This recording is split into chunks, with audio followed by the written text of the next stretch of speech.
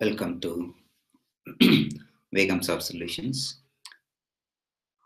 Today we are going to see an overview of General Data Protection Regulation, GDPR. This presentation's objective is to give you an overview, what are the key aspects of it, how we can comply ourselves for the upcoming law. The regulation itself has been brought by the European Union in order to protect the individuals' rights in protecting their own personally identifiable informations.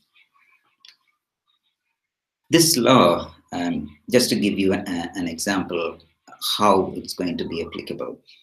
If anyone is in European Union and if their data is going to be used by either the companies within European Union or outside the European Union, it doesn't matter where the company is.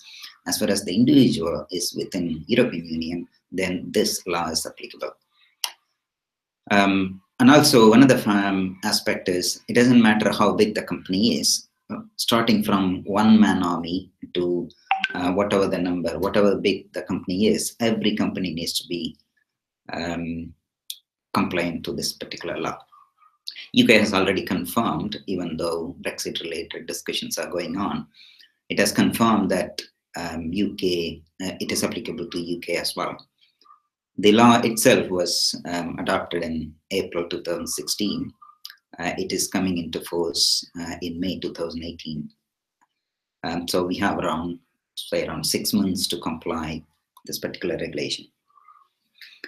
I may be comparing a little bit with the Data Protection Law 1998, which is applicable only to UK in certain aspects, but this GDPR is comprehensive and it goes much beyond what the Data Protection Law provides to the individuals.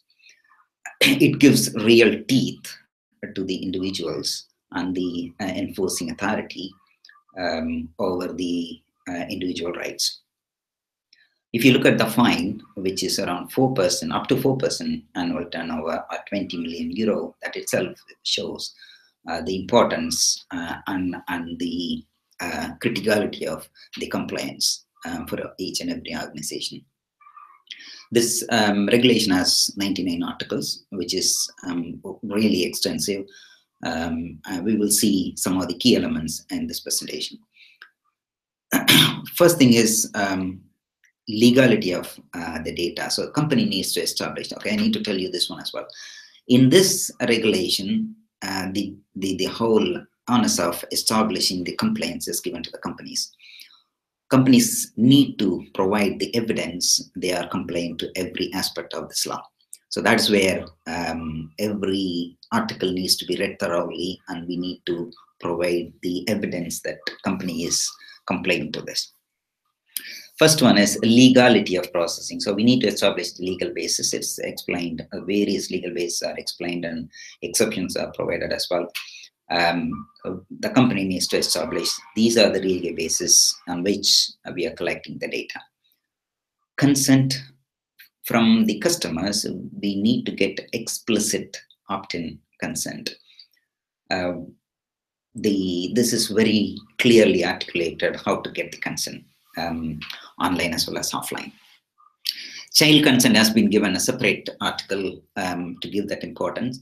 If the child is minor, then the parent needs to provide the consent. Say, for example, in the gaming industry, if the child needs to play a game, they can go and subscribe saying, yes, I'm over 18 kind of thing. But now it needs, if it is less than 18 people, if the user is less than 18 or if they are minor, then the parent needs to provide the consent. The important part is the company needs to store these consents and should be able to provide evidence. Yes, I've got a consent. So that's critical as well for the companies. Special categories of data needs to say the special categories means biometric or court judgment related information or those kind of sensitive data needs to be specifically handled, and there are regulated requirements for that as well. Another aspect is privacy by design. This is new. The companies cannot just establish or provide the privacy options within the website and say, yeah, we've provided all the privacy details. You go and enable it if you want. Now, going forward, by design, it should be individuals' priorities, or the privacy should be the core. So the data protection should be enabled by design. So that's what it means. By design, it should protect the data. And if the customer wants, they can go and remove some of the protection. So that's very critical. This is going to impact marketing and social networking companies a lot. Data security through anonymization is another one, where so far only the password used to be encrypted. We do not encrypt all other details. Now the requirement is every personally identifiable information should be anonymized or encrypted. So that's going to take a little hit about performance and other things, but I think that is one very good protection for the individuals. So even if their database is hacked, they won't be able to see any personally identifiable information. All they will see is some encrypted numbers. The next slide talks about individual rights. There are 8 rights. This is probably, we can say, a core of the data protection. This first one is the right to be informed, where the individual needs to be provided clear list of things. So what are the information so you need to provide what are the information you capture, process, and how you store it, and how will you delete everything, and also how will the individual may be able to contact the company to perform all other rights as well. So it needs to be clearly articulated in the privacy notice. Right of access. If the user asks, I wanted to see what data you're storing about me, then they should be able to see it. Right to rectification. If they wanted to change some of the details, say a phone number or email, they should be able to change it. We can't say you can't change it. No, company needs to provide option. They have the right to change. Erasure. This is one of the very important and controversial thing. Any individual should be able to erase their whole data, personally identifiable data, from the company's hood. Companies like Google going to find it very, very challenging to do this bit. There are exceptions. There are various options provided there, but I think the core is very clear. You need to erase it. Simple as that. Restricting processing and right to object. These are some of the important elements where customer will be able to say, don't use my data going forward, kind of thing. I don't want you to delete it, but don't use it, kind of thing. They should be able to say that, especially the automated decision-making profiling related right, where the insurance companies will find it very difficult because they automatically scan and provide the code, and they contact customers as well. So that's going to be very difficult going forward. Unless you have clear consent, you can't do that. So as a company, we need to be very, very careful about it. Data portability is another area where you should be, as a company, we should be able to provide the full data of the individuals to the customer in a format which is preferably electronic format, so that they can use it elsewhere. I would say these rights are giving the real teeth to the individuals to control their data protection. So it's customer data.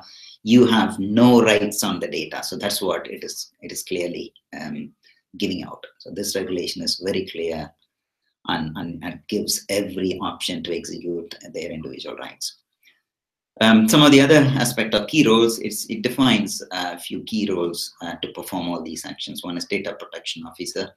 It's very similar to what the Data Protection Law 1998 gives, but it is made as a mandatory one for the bigger companies. I would say if any company is more than 200 employees, then they should go for it. I think it's defined in the number is defined in the GDPR.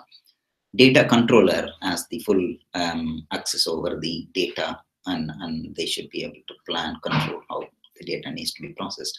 Data processor supports data controller in processing the data on a day-to-day basis. Everyone has their own responsibility in terms of tracking and providing the report and support everything. So it's defined clearly.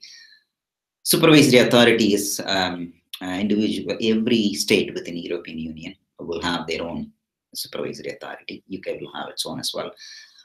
We should be able to get the details soon. One of the key element, probably I haven't listed it here, is we need to report to the supervisory authority if there is a breach of data protection. This is mandatory in the GDPR, but not in data protection. Every breach needs to be reported back to GDPR. The supervisory authority. It has to be informed to individuals as well, but supervisory authority needs to know every breach that's happening. That's the kind of overview. It gives you, hopefully, it has given you kind of an overview and its importance, and also in the UK context now how we need to do it.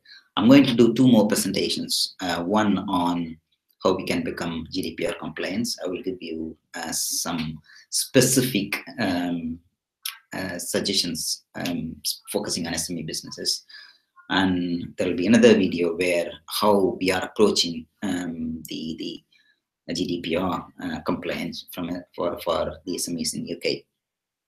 We have gone through every article, all the 99 articles, and we are going to we have got a model template so that SMEs can easily fit their business into this model to make it more compliant quickly. This we are hoping will make the process cost effective as well. Watch out for this space. Soon I will be producing these videos. If you're looking for more information, ICO Information Commissioner's Office, ico.org.uk has plenty of information. You can download the full regulation document as well if you like to get more information and details. Feel free to send any queries or questions if you may have. Maybe you may want to wait for the next 2 videos to get the whole idea of how we can approach to become GDPR compliance. So hope the video was very useful to you. We'll see you in the next video. Thank you very much.